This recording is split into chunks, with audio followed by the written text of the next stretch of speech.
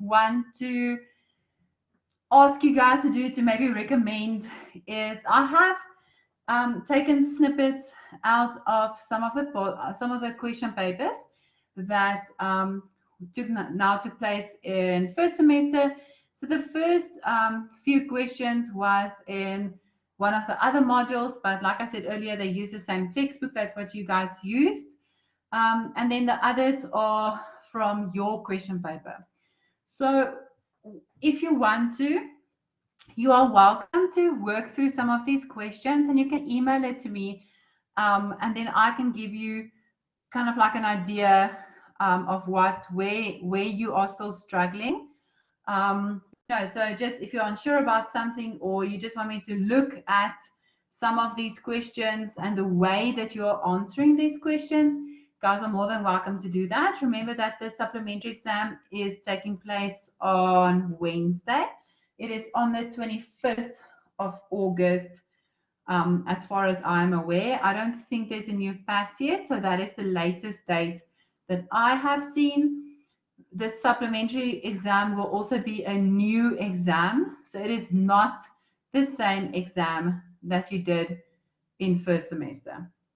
So it's a brand new exam. It will more or less have the same content. So the content will, and the structure, the style will be the same, but there will be new questions. Okay, so guys, when we look at the first question, so this specific question, this deals with corporate social responsibility, and this is on page 170. So what I want you guys to do is go to page 170 in your textbook, and then you will see the different ways that companies can reduce cost and how they can increase revenue. So let's quickly go through this specific question. It says, as a business consultant, you are approached by Ford South Africa to advise them on corporate social responsibility. With reference to the market drivers of corporate social responsibility, write an essay recommending on how Ford South Africa can reduce their costs and increase their revenue through corporate social responsibility. When you get an essay, guys, the first thing that you need to look at is the rubric, okay? Because this is going to show you where your marks are going to come from. 2 marks are just for an introduction and a conclusion. I will show you guys a bit later on how exactly you need to structure an essay with regards to introduction and conclusion. So just by having an introduction and a conclusion, you already have your 2 marks. Then, if you make use of examples while explaining the theory, then you'll get another 3 marks. A lot of students, guys, very rarely get full marks here, just because I do not use enough examples. Obviously, the majority of your marks will be with the content, okay, what you're actually writing. So if you have opened your textbooks, you guys will see I've already listed here on the side. Companies can reduce costs by avoiding fines, avoiding legal costs, and so forth. This is not enough. You can't just write they can reduce costs by avoiding fines, comma, avoiding legal costs. Explain what you mean by avoiding fines. So they can, for instance, avoid fines by ensuring that all of their employees wear masks, by ensuring that they are all sitting 2 meters apart, adhering to COVID regulations, for instance. Use COVID as an example here, because it's such a relevant example to use. Then you'll move on to the next one, avoiding legal costs. Ford can, for instance, avoid legal costs by ensuring that they adhere to all the regulations. For instance, company law. You guys are studying law after all, so they can avoid it by adhering to company law, ensuring that the shares are distributed effectively, for instance. using their resources effectively. So how can they use their resources effectively by ensuring that they use suppliers that provide them with that source the raw materials responsibly, for instance. So it is not enough just to mention how they can reduce costs. You also have to explain how they can reduce these costs. Then when we move on to the second part, because remember there are two parts to this question. The first one is reducing costs, and the second one is increasing the revenue. So you can't just answer reducing costs.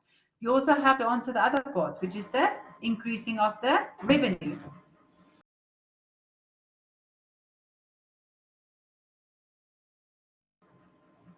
So when we look at how they can increase their revenue, once again, it is not enough to just mention how they can increase it. You also have to explain it. So developing new products and services. How can Ford increase their revenue?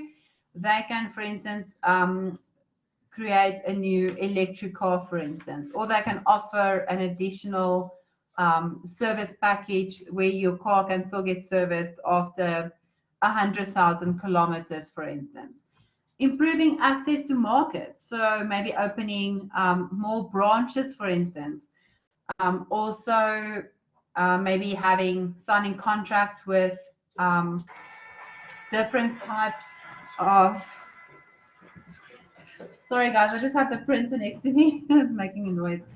Um, so access to markets. So signing contracts with like for instance, We Buy Cars, where if they have a demo car, they can actually sell the car to We Buy Cars, and they can, for instance, sell the car again. Okay, avoiding boycotts, exploiting that corporate social responsibility premium, and then the last one will be growing markets through programs such as job creation, internships as well. Having new students actually join Ford, work there for 6 months, and then so they have a 6-month contract, and then they'll move on to something else. Okay.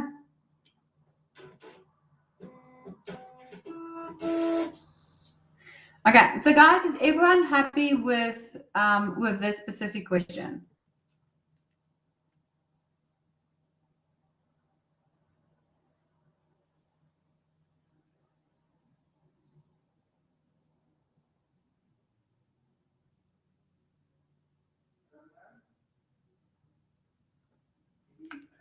Okay, 100%. So let's move on to the next one. So guys, the next question we have, this is an example of true or false. Okay, so let's first look at what they expected of us, then we will look on how to answer it. So they said indicate whether the following statements are true or false. If the answer is false, provide a corrected statement, and if the answer is true, provide a relevant example. So what we know now is we're going to read this statement. If the statement is true, you are not only going to write true, okay, because it specifically says we need to either give a corrected statement or we need to give an example. So let's start with the first statement. It says visionary leaders have the ability to create and communicate a realistic, credible, and attractive vision. So guys, quickly page 274, and then let's look at visionary leaders.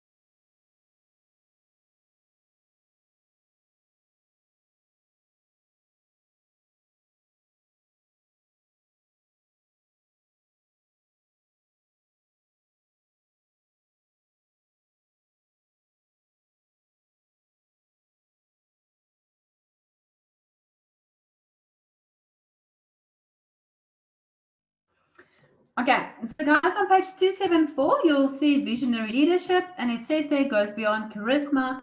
Visionary leaders can create and articulate a realistic, credible, and attractive vision of the future of the organization. When we look at this statement, we can clearly see that this statement is correct. Okay, so we'll say true. You'll get your marks. You'll get 2 marks if the answer is true, plus 1 mark for the example. If you write true and Nelson Mandela, what about Nelson Mandela? Was he a visionary leader? Was he realistic? Was he credible? Why? How is Nelson Mandela true to this particular statement? So you can't just write a one word down. What you have to do is you have to explain to me, why are you saying Nelson Mandela? So what you have to do is you'll say true, example, Nelson Mandela, who sold a dream to the citizens of South Africa. Okay, or Nelson Mandela, who had a realistic vision about the future that he sold to the citizens of South Africa. Okay, then let's look at the next statement. The second step in the control process is establishing standards.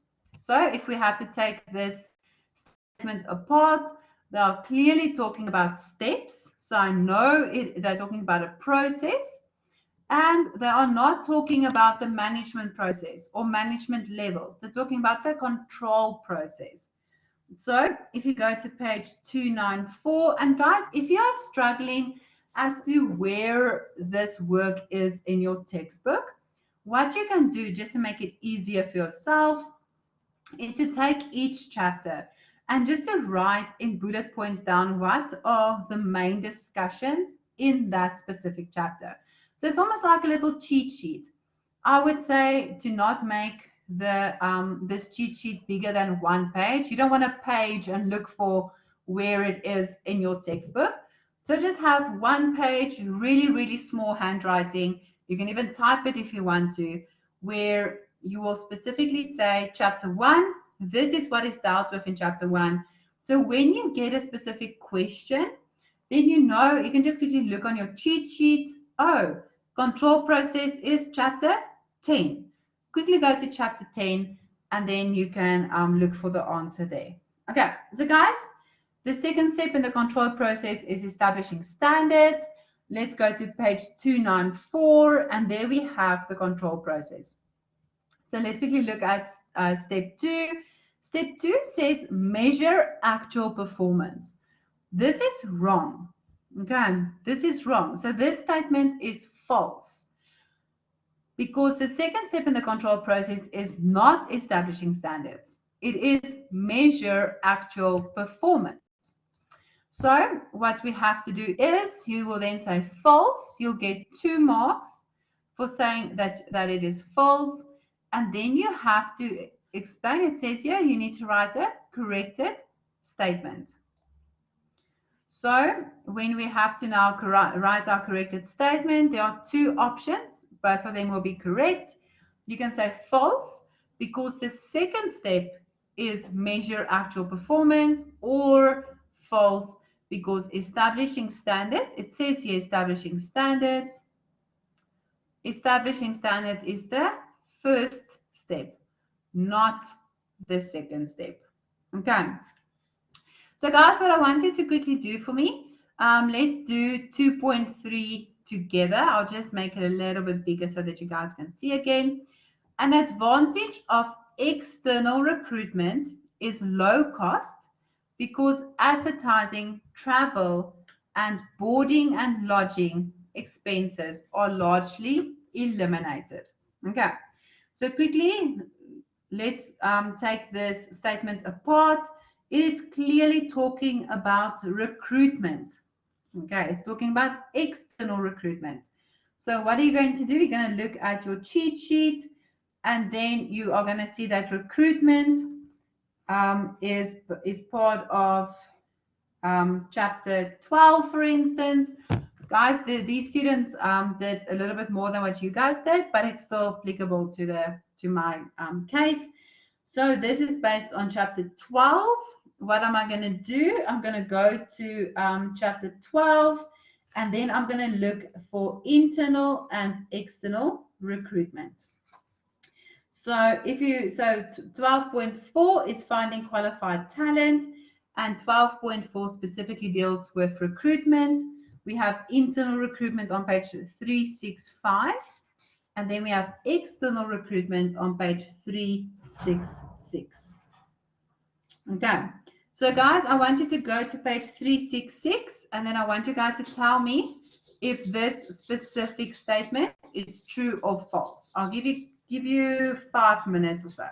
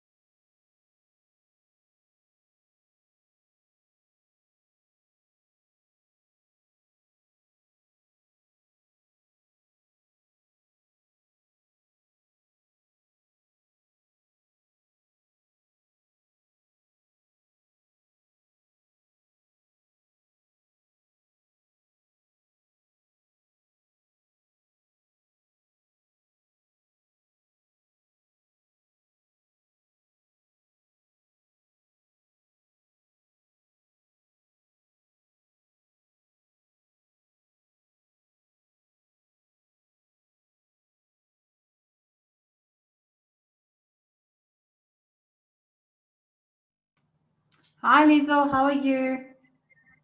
Hi, ma'am. I'm fine, thanks. How are you? I'm good, thanks.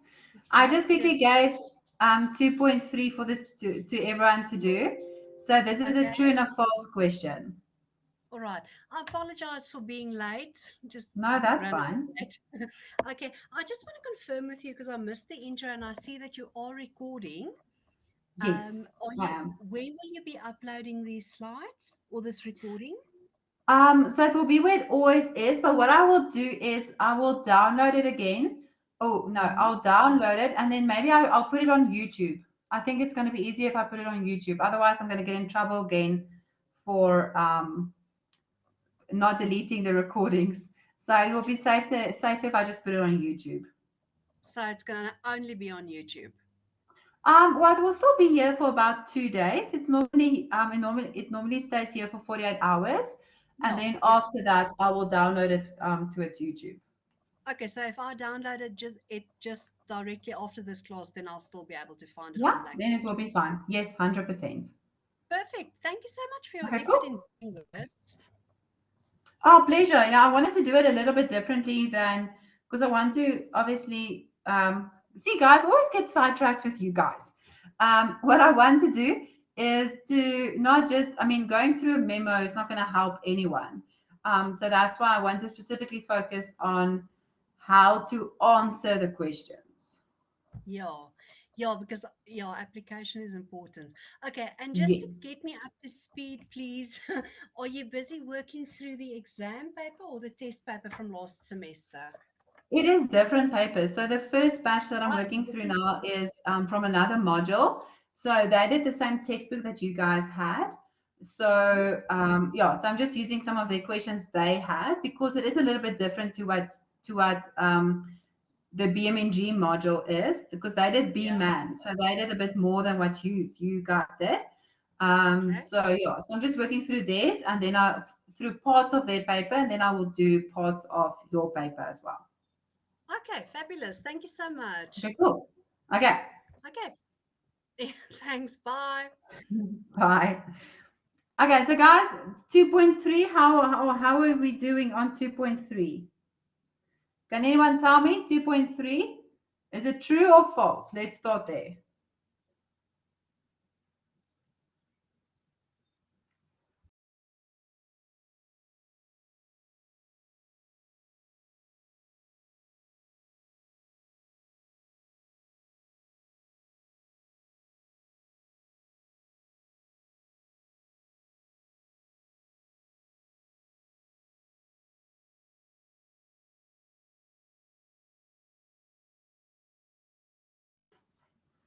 Okay, anyone? 2.3, true or false? It specifically says an advantage of external recruitment is low cost. So if we have to take this apart, we are focusing on external recruitment.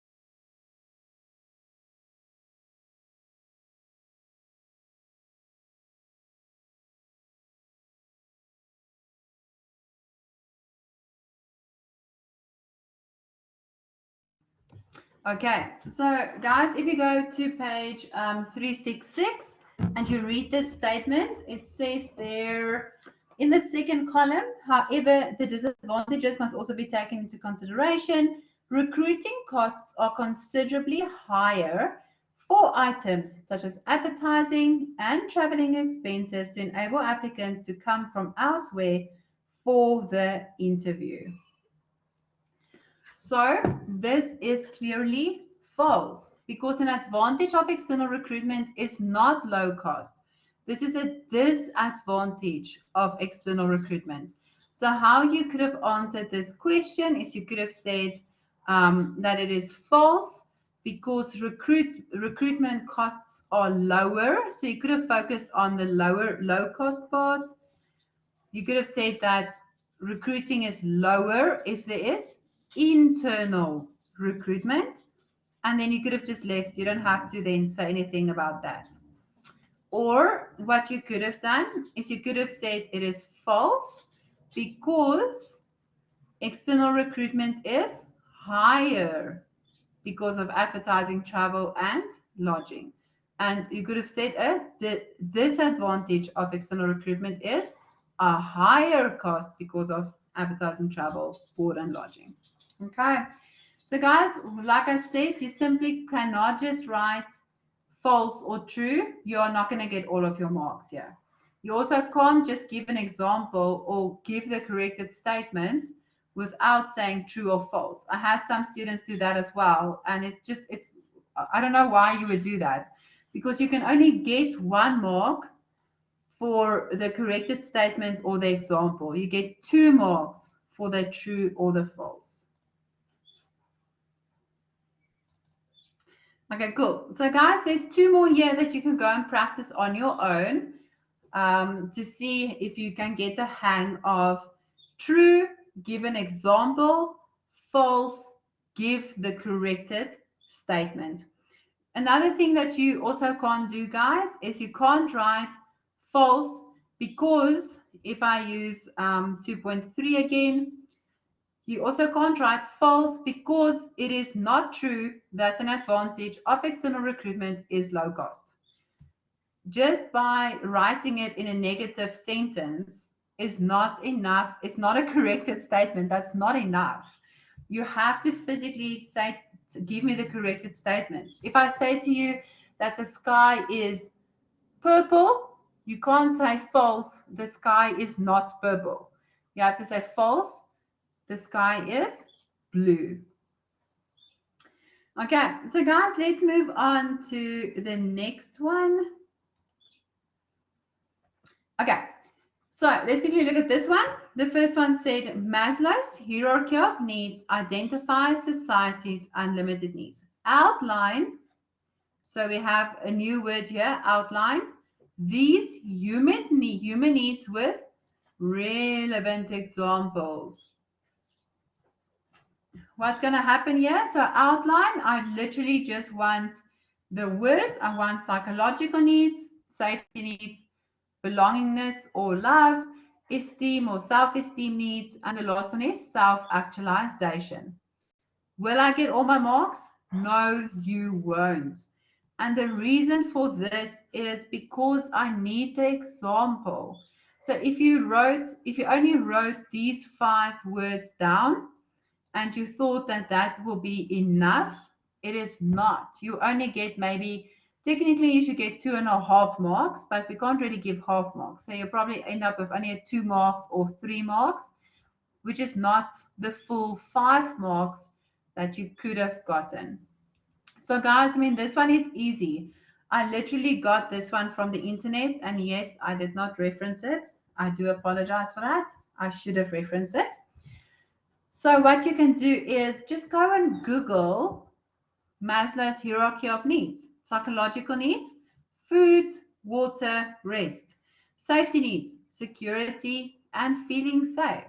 Belonging or love needs, being in a relationship, having friends. So what you have to do here, because it only counts 5 marks, you don't necessarily need to write a whole sentence. You can just have the self-actualization and next to that, write down what you mean with self-actualization, for instance. Okay. So guys, then when we look at question 3.2, it says your friend John wants to open a clothing shop. He required your help with the business plan. So we're focusing here on a business plan. Advise John on the reasons for an entrepreneur to write a business plan. So if you go to page 104,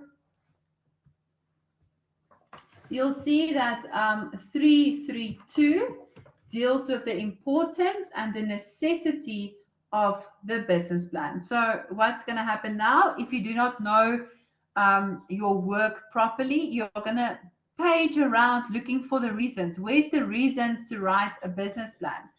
But if you look at the next column, so just underneath the importance and necessity of the business plan, you'll see it specifically says there are 8 reasons for an entrepreneur to write a business plan.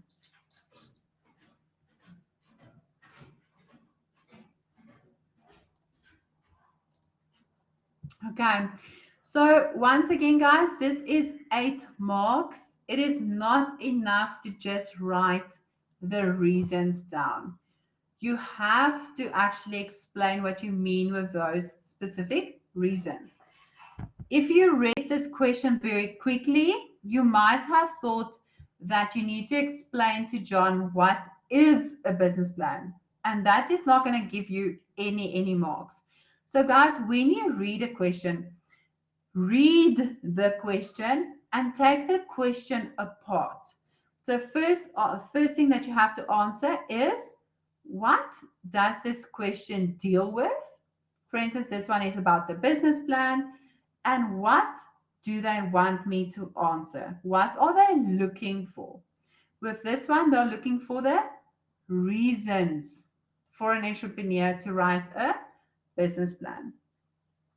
If you have some time and you feel like you just, I don't know, you just want to have an answer that is a bit more thorough, you're more than welcome to give a short introduction onto what a business plan is. But it's not really necessary because that's not required of you in this specific question. So one of the reasons is to obtain bank financing. Guys, you can't just write to obtain bank financing. It's not enough. What do you mean with obtaining bank financing? So what you have to say is, for instance, I just wrote this down. When John has a business plan in place, he will be able to obtain a bank loan that will help him to establish his business. Or you could have said something that when he has his business plan in place, he can go to a bank to apply for a bank loan that will help him to start off his business, for instance. Guys, another thing that I forgot to mention is, remember that this is a take-home exam. It is different to an exam on campus in the sense that with a take-home exam, we are not as focused on testing your knowledge because the knowledge is in the textbook. You can open the textbook on any page and you have the information in front of you. What we are focusing on is the application. It doesn't take a lot for someone to write down to obtain bank financing because you found it in the textbook. What does take a little bit more effort, and that's where your marks are, is to explain to me, what do you mean with obtaining bank financing?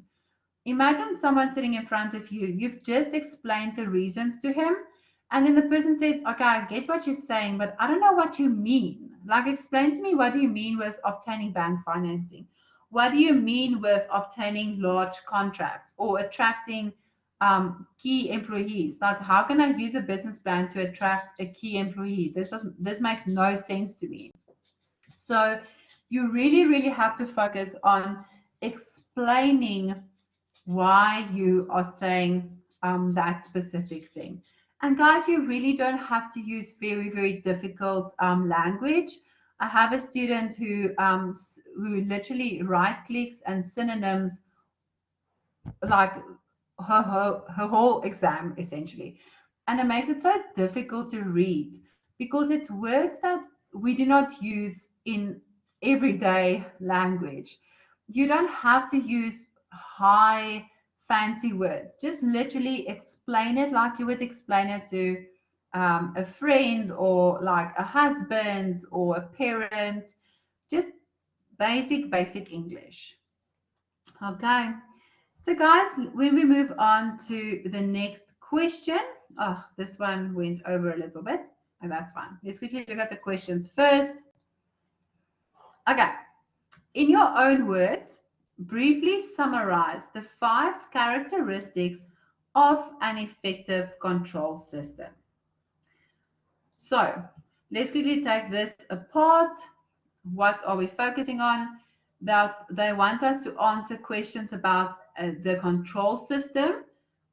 All of us immediately we know that the control is chapter 10. What do they want us to answer? They want us to summarize. So summarize the 5 characteristics of an effective control system. So if you go to page 304, we're going to start off there because we know control is chapter 10. So let's go to chapter 10.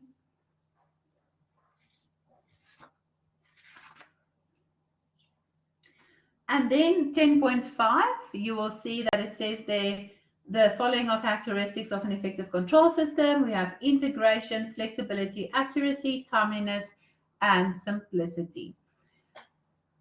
Guys, you'll see here that it is a lot of work for 5 marks. You can't just mention integration, flexibility, simplicity, accuracy, and timeliness. This is not going to give you the marks that you want. You have to physically go and summarize it because that's what they said. They didn't say name, they said summarize. So summarize is more than just naming the different characteristics of an effective control system. So you'll start with the first one. For instance, integration. It's more effective when it's integrated with planning. It needs to be flexible, accurate, objective, timely, and simple. So you can paraphrase this a little bit that you get out of the textbook. And guys, remember, like I said to you, you have 9 hours to complete this exam. Yes, I know supplementary exams are going to take place most probably while you also have classes. So you're going to have to juggle classes, having classes on that day while also doing your exam. But you're welcome to use other resources as well. You're more than welcome to go past your textbook and to go and Google the 5 characteristics of an effective control system. The only reason why I'm a bit wary of it is because I have students that will spend hours on one question because they are looking for something so specific and they will read one article after the other while looking for the answers. So that is what I said to you with regards to your exam as well. If you're going to spend too much time looking for the answer, rather just use your textbook. You don't want to waste time or not being able to finish because you have just spent so much time looking for answers on, for instance, a question that only counts 5 marks. Okay, so this is also a very straightforward one. When we look at the next question, it says the market environment. So guys, stop. Okay. Which environment? Let's go back to our basics. Let's go back to our theory. We have 3 different environments. We have our micro, then we have our market, and the last one is we have our macro environment. What happened with this specific question is that the students read over it, they scanned over it, they only saw market, and then they confused the market with macro. And what they ended up doing, a lot of them did, is they then explained to me the macro environment. This is 15 marks. You can't mess this up because this is more than 10% of the exam paper just because you didn't read properly. So they are saying the market environment. This is where I'm starting. This is what this question is about. It says it's encountered immediately outside the business organization. We know that this is true because the business is the micro environment. So it is encountered immediately outside the business environment. Using examples, describe the 5 key variables in the market environment of Pick n Pay. Then what they also did is they wanted it in a very, very specific manner. So if you didn't read the question properly, you would have started with the key variables and you would not have received all of your marks. How they are allocating these marks, just make this a little bit bigger. The variable name, so we know there are 5 variables, so for that you'll get 5 marks. Then the variable description, so describe that specific variable to me in your own words. You'll get another 5 marks for that, and then give an example. So in the example, you also will get another 5 marks. So let's quickly start with our 5 variables first. We'll start at the basic and then we'll move from there. So the 5 variables we have is, guys, I just cut off a little bit, is our consumers. We have consumers, competitors, the labor market, intermediaries, and then we have our suppliers. That is already 5 marks, but it's not enough. So now I have to go and physically explain what is a consumer. So a consumer is someone that has buying power. Their behavior will determine what products are being bought or what products are stocked by Pick n Pay, for instance. You also could have said they are the ones that will buy a product in return for cash, or they'll give cash to Pick n Pay in return for the product. They're the ones that will that uses the products and the services of Pick n Pay, anything like that. Just explain what a consumer is, and then give an example. So, for instance, the customers that buy from Pick n Pay. You don't have to be too fancy here. Just break it down and just say what you feel you understand by the word consumer. Then we'll do the next one. So competitors. Who are competitors? They are the retailers that are directly competing with Pick n Pay. You could have said they sell similar products to Pick n Pay. You also could have said you have your new and potential competitors if you wanted to give more information. And then who is Pick n Pay's competitors? Because we still need an example. So we have ShopRite, Checkers, Spar, and Woolworths. Then let's quickly do the labor market one as well. So the labor market, who is our labor market? Who's our labor unions? So these are the employees of Pick n Pay. You could have said Setawu, for instance, is one of the labor unions. Kusatu is one of the other big labor unions. You could have said that these are the employees that if they choose to strike, will have an impact on the service delivery of Pick n Pay. And then as your examples, you could have, like I said, you could have said Setawu or Kusatu, for instance. And then you would have done the same with your intermediaries and your suppliers as well. So guys, remember your intermediaries are lying between your, are normally between the suppliers or the raw materials and the final customer, which will be Pick n Pay. So this can be a distribution center, for instance. This can be like the example that they had is, for instance, like Coca-Cola or Tiger Brands, that they are the middleman between the raw material, getting the raw material from other suppliers, and then repackaging it and distributing it to Pick n Pay. Okay. So guys, is everyone fine with this one? So with this one, you would have received 3 marks per variable. If you only mentioned 2 variables, you would have only received 6 marks because that's all that you mentioned. Okay, hundreds, guys. Everyone's still happy.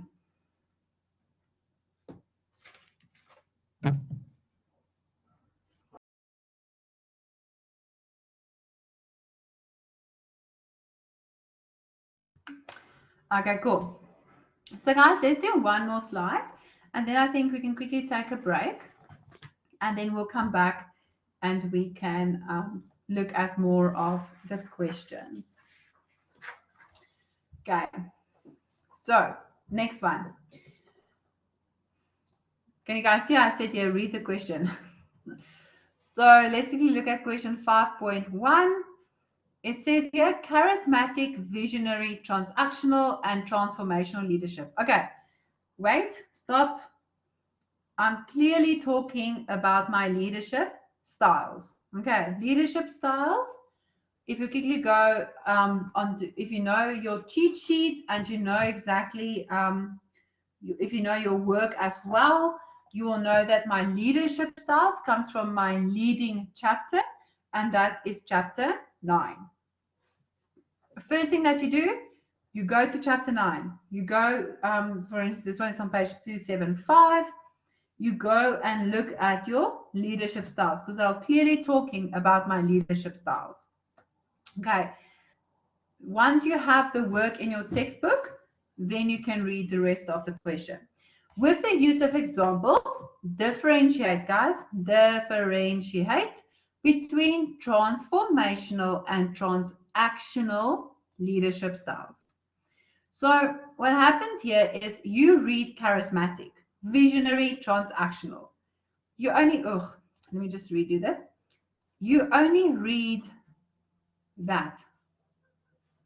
Okay, so it's not difficult. I just have to quickly explain the charismatic, visionary, transactional, transformational leadership styles for 8 marks. That's like 4, so it's 2 marks each, so I can quickly do this. Never reading the rest of the question. That's why it's important that you have to go and determine what topic is this question dealing with, and what does it require of me. This does not require you to explain charismatic, visionary, transactional, and transformational.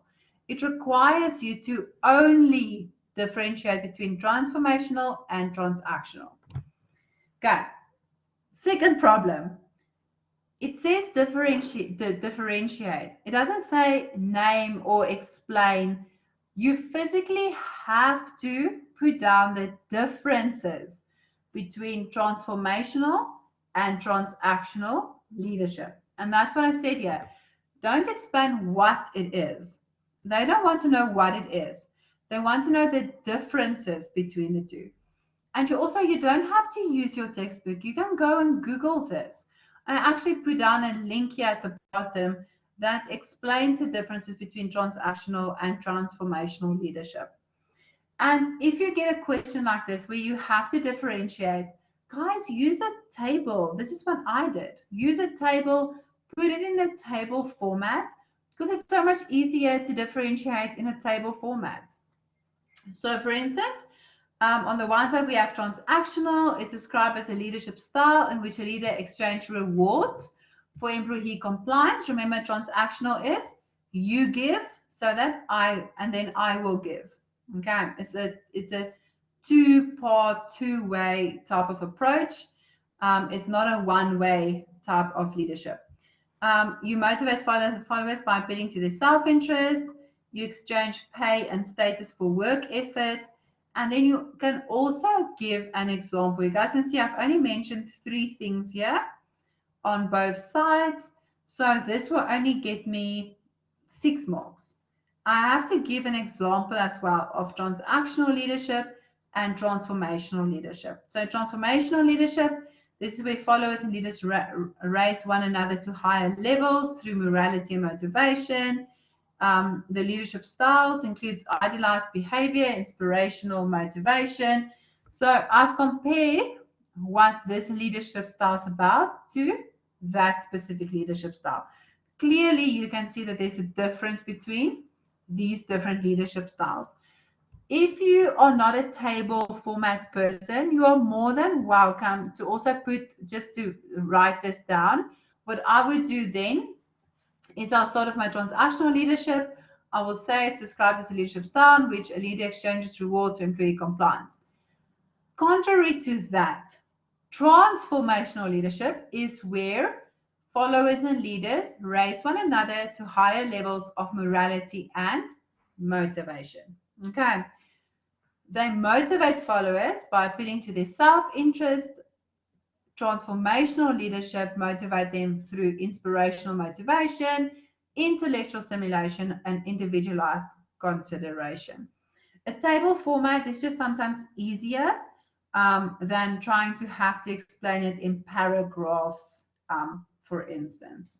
Okay, let's quickly look. Yeah, that was the only question there. So this will be 8 marks. So you'll get 6 marks for explaining what the differences are, and then you'll get 1 mark for each of these leadership styles examples. Okay, so guys, let's quickly go and grab something to drink. Let's come back at 4 o'clock, and then we will continue with the rest of the workshop.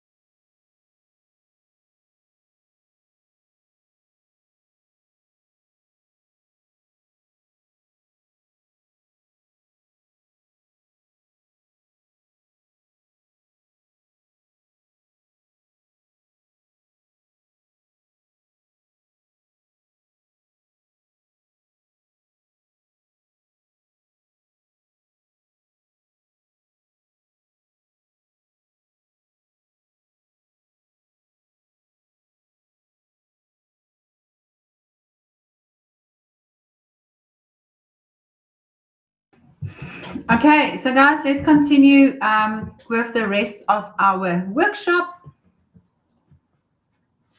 Okay, so this this will look familiar to you guys because this is your paper that you did for your exam.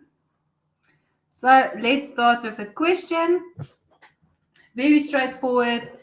It says provide a brief definition. Okay, so we need to provide a definition for each of the following terms within the context of business management together with an example. Okay, you are required to define each of the terms in your own words. This is important because this means we can't reference the specific term because we have to use our own words.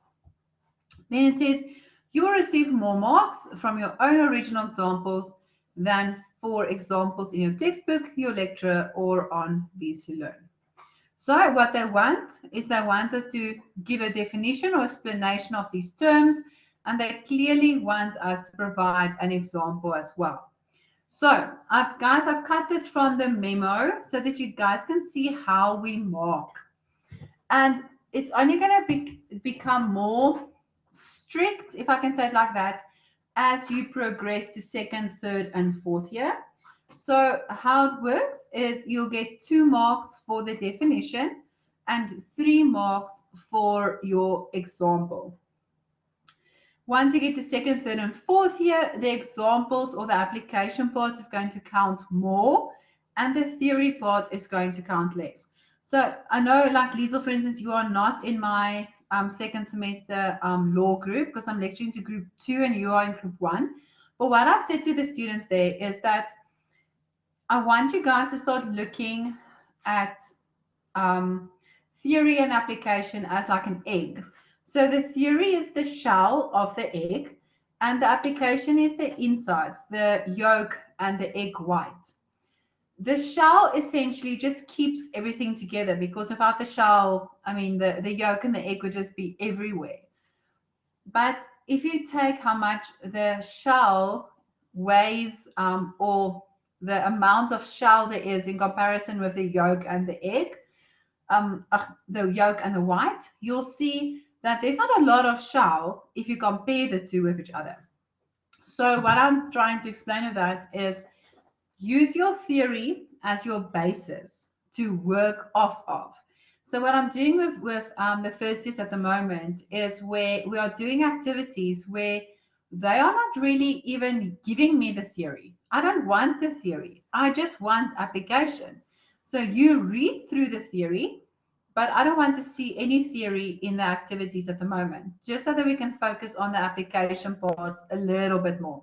So when you answer this, it's not really about the theory.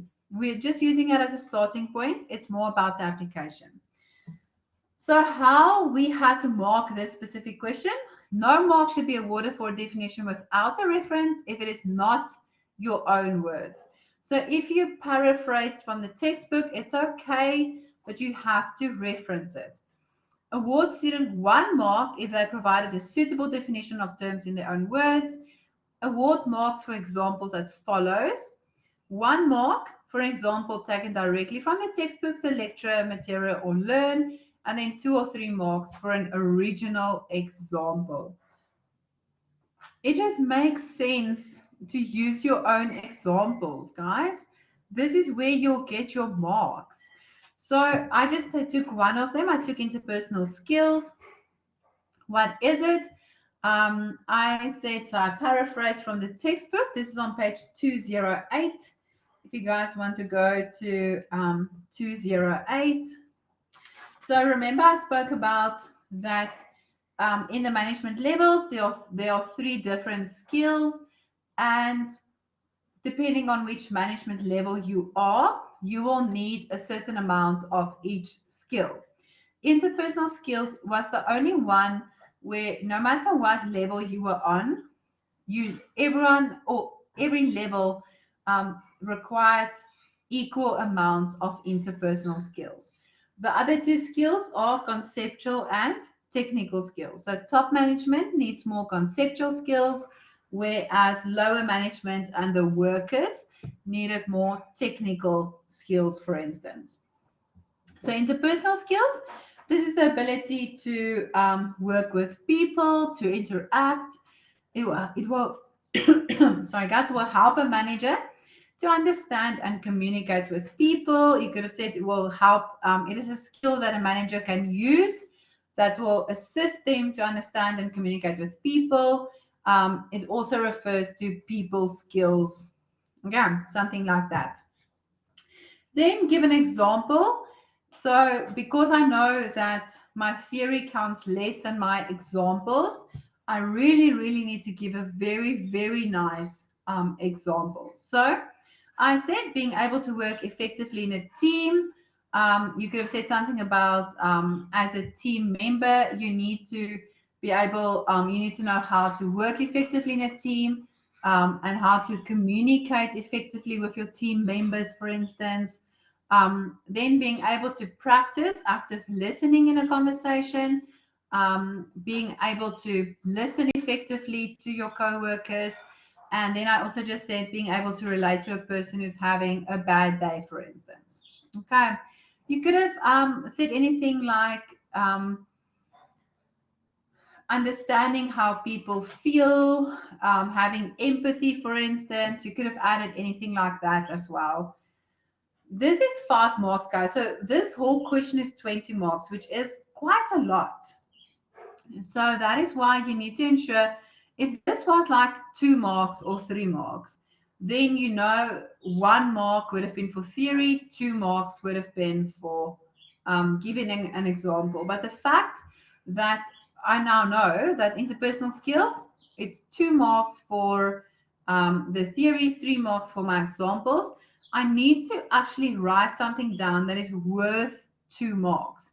So I need to write something down that is 2 statements that I can physically get marks for, not 2 sentences, actual 2 statements. Should have made 2 bullet points or 2 remarks, for instance. So guys, if you want to, so Lisa, like I also said to the other students earlier, is any of these questions, you guys are welcome to do and work them out a little bit to practice. And you're welcome to email it to me. Guys will still have my email address, but I'll give it to you as well. More than welcome to email me, so that I can also take a look at them, and I'll kind of mark them for you and then tell you where you are lacking, what you still need to do, what you need to add, or maybe you're just not providing enough information. Okay. It's just because you were late that I said it to the other students. Okay, so guys, let's look at the next one. This one was a familiar one, and I knew this one was going to be in the paper. Remember how I hammered on this and hammered and hammered and hammered, because this was such a nice question to ask. Okay, so let's start with the question. I don't care about anything else at the moment. I just care about the question. Sorbet salons divide their national operations between, okay, so divide. We have a word that we want to use, is divide. The national operations between customers, there's my other clue, who use the services of Sorbet Dry Bar, there's my clue, and customers who use the services of Sorbet Man. Okay, so guys, stop here. This is all we're going to focus on now. So that's why I said we're only going to focus on 3.1. Identify the type of departmentalization described above. I don't care about this. This is not my interest at the moment. I only care about what was said above. The question clearly states, sorbet salons divide. Okay, so there's a division that happens. So I have sorbet salons at the top. Now I want to know, how are they divided? Okay, so they divide their national operations between customers. I remember customers as being one of the forms of departmentalization. Okay, so one of the forms of departmentalization, one of the departmentalization options were customers. So what do? I go to organizing because I know that departmentalization was part of the organizing chapter, which is on chapter 8. Okay. It's on page 253. If you want to know, page 253. So now it says to me, who uses the service of Sorbet Dry Bar. So that's one of my customers, and the services of Sorbet Man. So there's my two customers.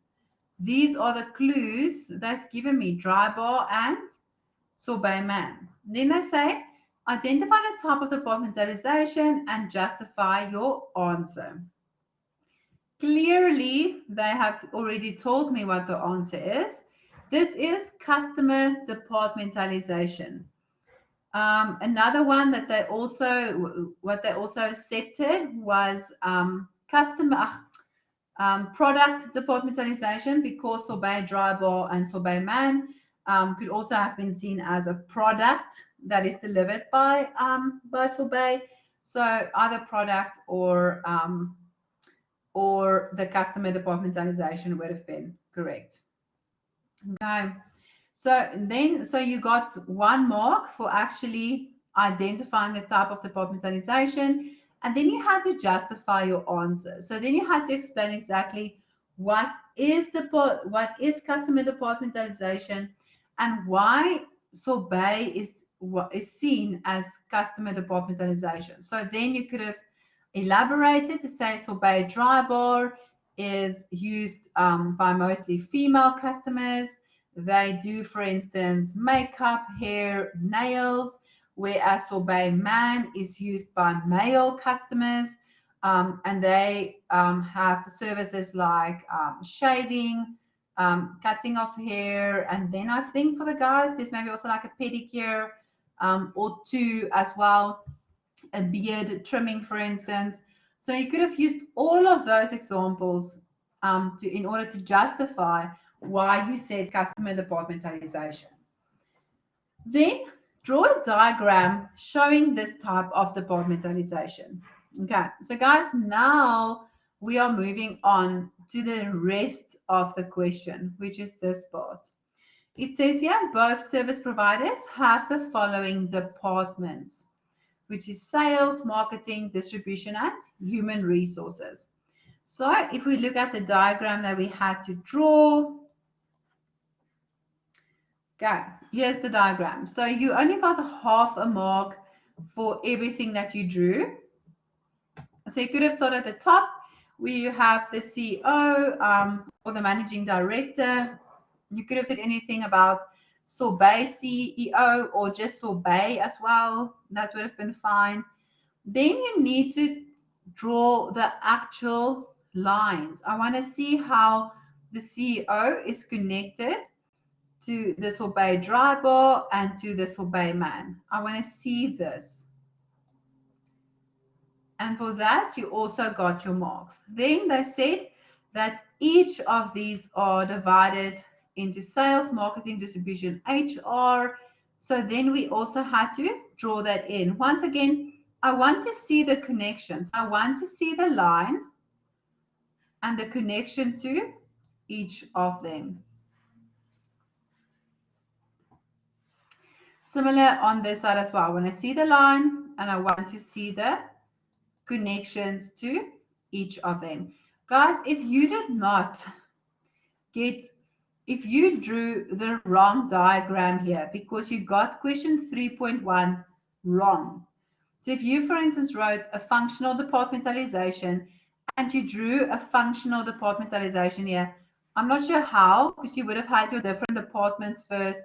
So you would have had sales, marketing, distribution, and HR. And then maybe underneath them, you would have had your Sorbet and Sorbet Dry Bar. It's wrong. You chose the wrong departmentalizations. You might have gotten 1 mark for the fact that you wrote CEO and the fact that you at least drew something. But just by not reading the question properly, you actually lost out on about 12 marks. So that's why I'm saying you really need to break up the question to see what they are what they are expecting of you. Okay, so guys, happiness with this one. Do you guys understand this one? This is what the one I'm hammering on. Guys, I'm willing to place a bet. I don't know if I should. Oh, I'm willing to place a bet that this might be in the sub. I just have a feeling, just like I had a feeling that it's going to be in the exam for some weird reason. I just thought it was such a nice question to ask. Um, yeah, I don't know. I just have a feeling something similar might be in the sub again. I'm willing to bet. Okay. If I was a betting person, I would have betted on this one. Okay. So, guys, the next question that you had looked at the essay. Okay. We have the essay. We don't care about the essay as much right now. Okay. Before you read a case study, read the questions first. I know this is a bit of a back way, doing it the opposite way that you really actually want to do it. But I have some theory in my madness. Okay, why? Because then you only have to read the case study once and you are already busy looking for the answers while you are reading the case study. So for instance, quickly scan the questions. As a manager of Battle Master, Susie fulfilled various managerial roles, identified 2 managerial roles Susie fulfilled, and provide evidence from the case to support your answer. And in the second question, there are 3 levels of management. Explain what level of management Susie forms part of. Okay, those are my 2 questions. Let's go back to the case study. So now what you'll do is you'll read through the case study. There are some things like she has always wanted to become an entrepreneur. She bought Battle Master from a friend. So already I can see that that whole entrepreneur aspect is definitely happening. At the time wasn't really available. That's fine. They blended the ingredients for the instant batter in our garage. They started supplying, so they're clearly a supplier as well. And then they have a relationship with ShopRite Group as well. Okay, so we've read through the case study. We know more or less what the case study is about. Now we can go back to answering our questions. So guys, with the first one, they asked you about the managerial roles. So what you'll do is you'll go to your textbook and you'll go and look at the different types of managerial roles that exists. So there are 3 different types. We have decision making, interpersonal, and informational role. Those are the 3 main categories. So what you have to do is you have to choose which of those roles did she fulfill the most.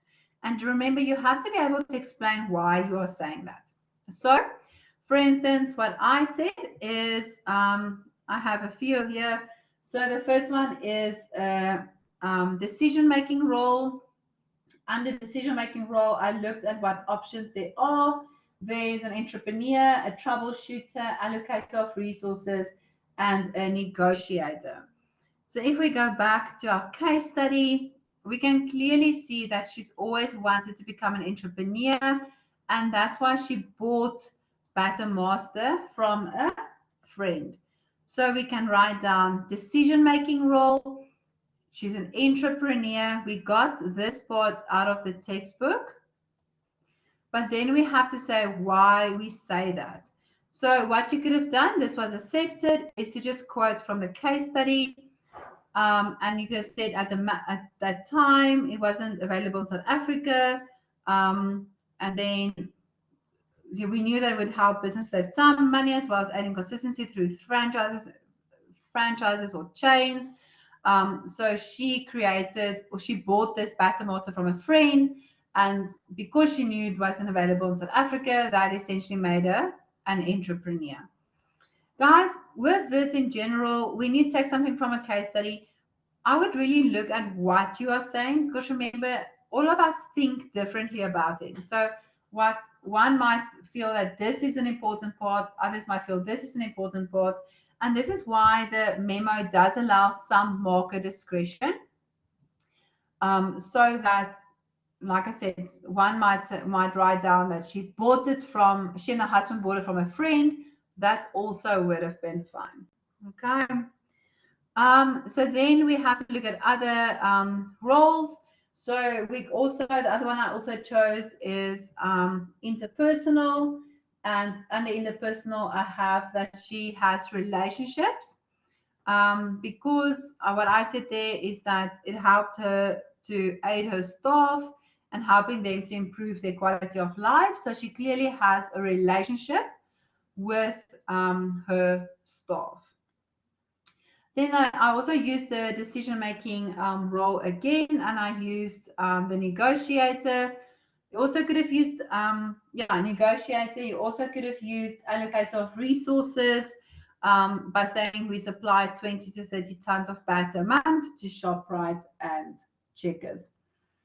Guys, what else? I'm just trying to think. Representative figure. You could have used interpersonal role and representative figure, for instance, by saying that they represent Batter Master by supplying 20 to 30 tons to ShopRite, for instance.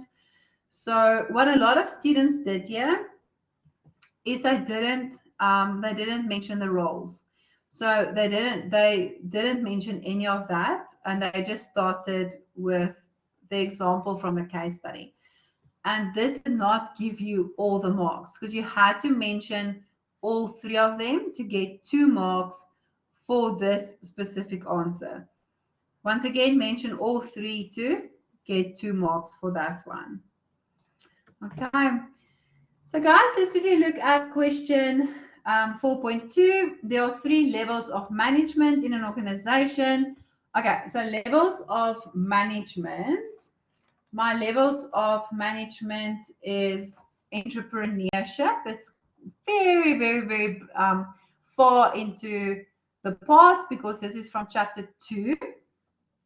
So the question deals with the levels of management. Let me just quickly get another color for us. Okay, deals with the levels of management. What do? I go to page 61.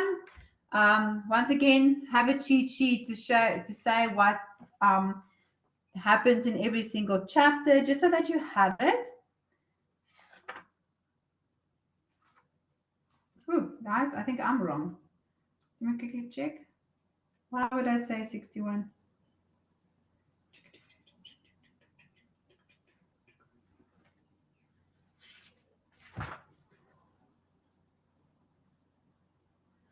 Ooh.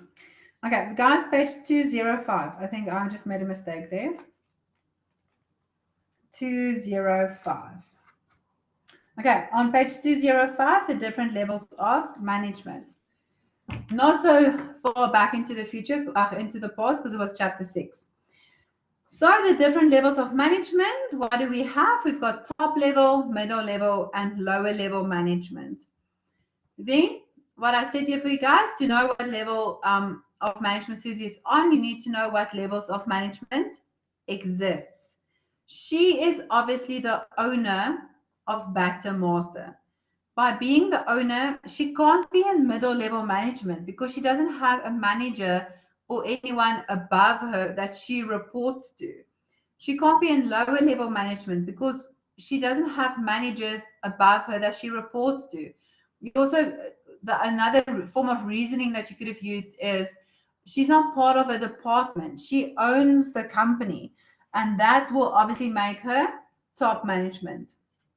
Also, they also ask you to explain it. So you can't just write top management. That only would have been 1 mark. Explain why you say that. So what I said, it forms part of top management because she controls the business. You could have said something about the fact that she's an entrepreneur and has final authority regarding decision making.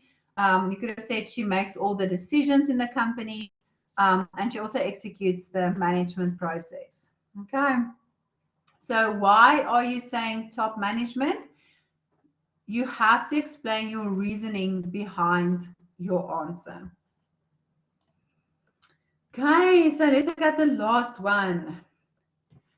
This is also one that you guys had. So this is where you had to write another essay again.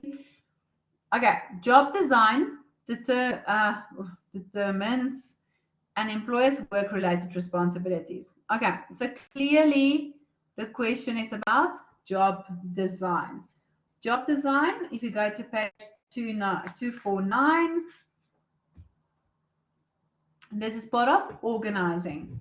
So the point of departure when designing jobs for employees is to determine the level of specialization. Write an essay of no longer than 1.5 pages on job specialization, which include the following aspects. So what is job specialization, the purpose, and the limitations? Okay, first thing is we want to know what is it, what is the purpose, and then what is the limitations and the benefits of job specialization. So before we start, we first have to know what exactly, where's our marks coming from.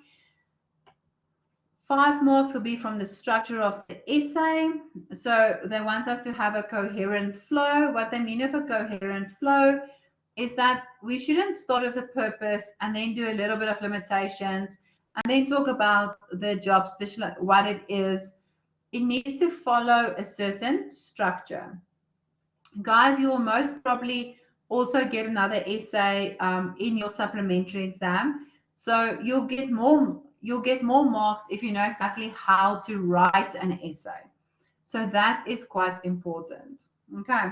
And then 20 marks were the fact that you have mentioned all the points, that you can actually argue the points you've mentioned.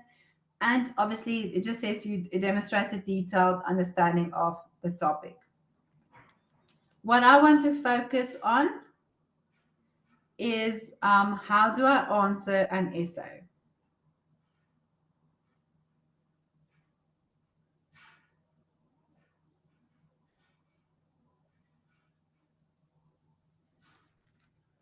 So, an essay will always have an introduction, a body, and a conclusion.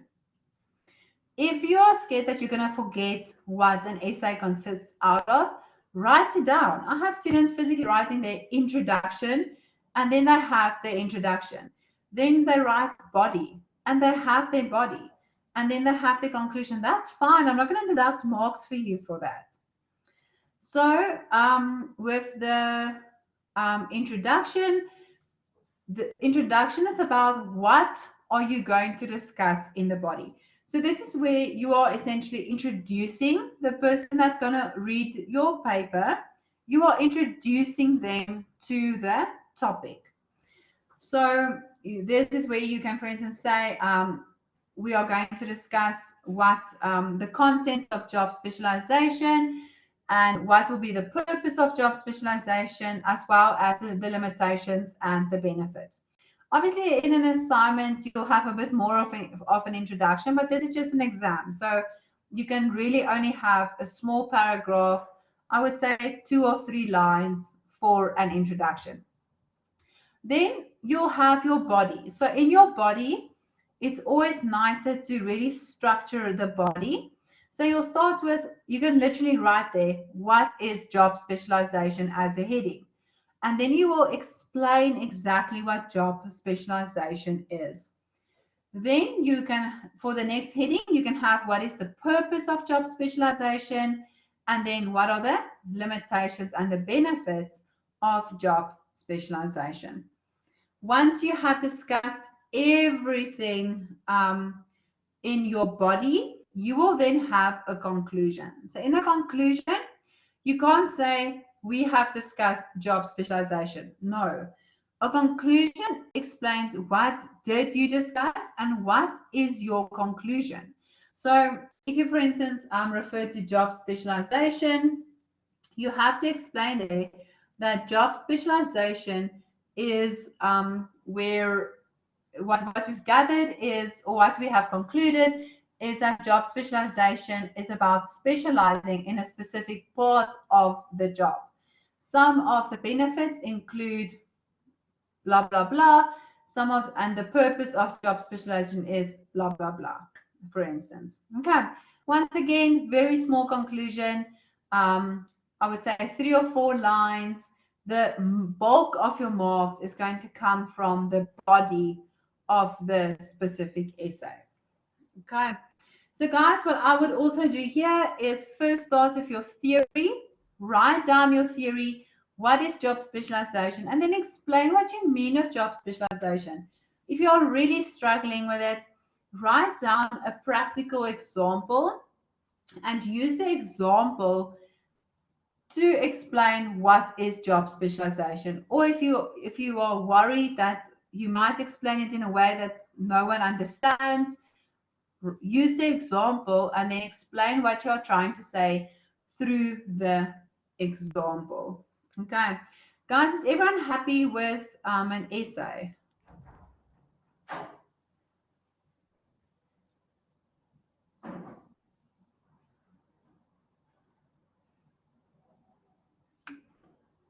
Okay, 100%.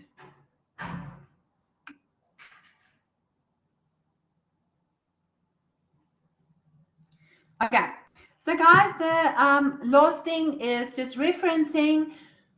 I just took this from another student because I want to just focus again on referencing. So guys, you have to reference, reference, reference. It is so important. Remember that I can deduct, and I've deducted 5% very easily from exams just because students have not referenced properly. Even according, if you go and look at the rubric that is on the second page of your exam, even if you have inconsistent referencing. So that means, let's say during the essay, you reference like the best referencer ever. And in the rest of your exam, you don't really reference. I find 1 or 2 references. That is inconsistent referencing, and that is minus 5% immediately.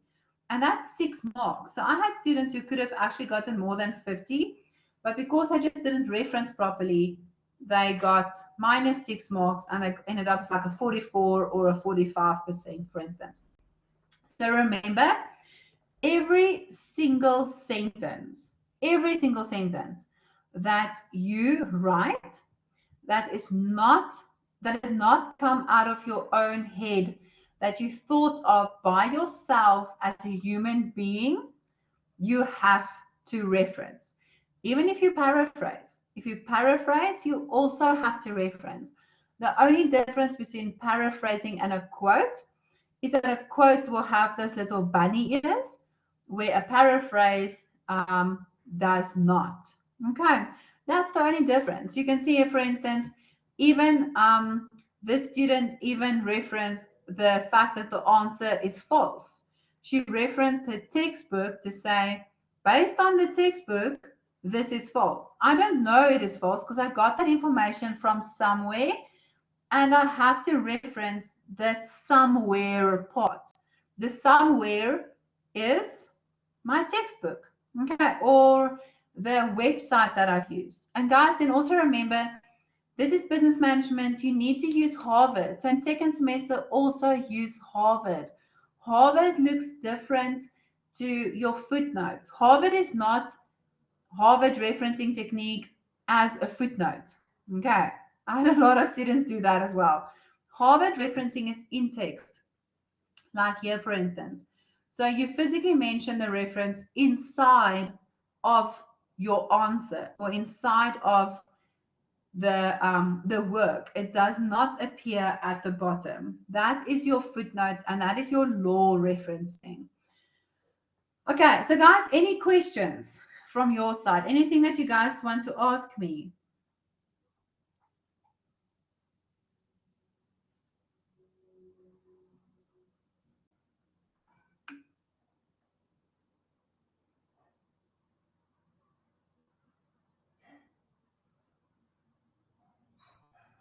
Okay. So guys, is everyone happy? Do you guys have a better understanding now of exactly how to answer pleasure on how to answer questions? I really want you guys to take a question and then break the question up. So it's almost like having a muffin or a cupcake and then breaking it up into different pieces. So a cupcake consists of sparkles and icing and cake. It's not a whole thing. Together, if you combine everything, yes, it's a cupcake. It's like a question. A question also consists out of different pieces. And you have to go and look at that pieces to be able to answer the question effectively. Yes, so the subs, they do cap at 50%. And guys, also remember, with your supplementary exam, only the exam mark is going to count. So your CAS mark, whatever you did during the semester, does not count. This is not always a bad thing, especially for students who didn't do a lot during the semester. So they will only they'll only use your exam mark. Let's quickly check. And I can understand the applicant. Okay, 100%. Okay, so guys, so then I'm happy. So good luck for the supplementary exam.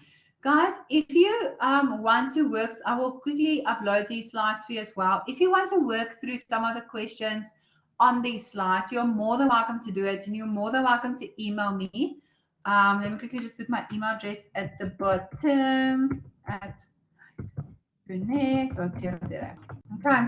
More than welcome to email me. I will mark it for you as if I'm marking an exam, and then I will just let you know, Nia, focus here, don't focus there, or you're trying to, you are concentrating on this one point just too much, forgetting about the rest. Okay, so I'll do that for you guys. You don't have to do all of the questions, just pick and choose a few of them, work through them, and then I'll mark them for you guys.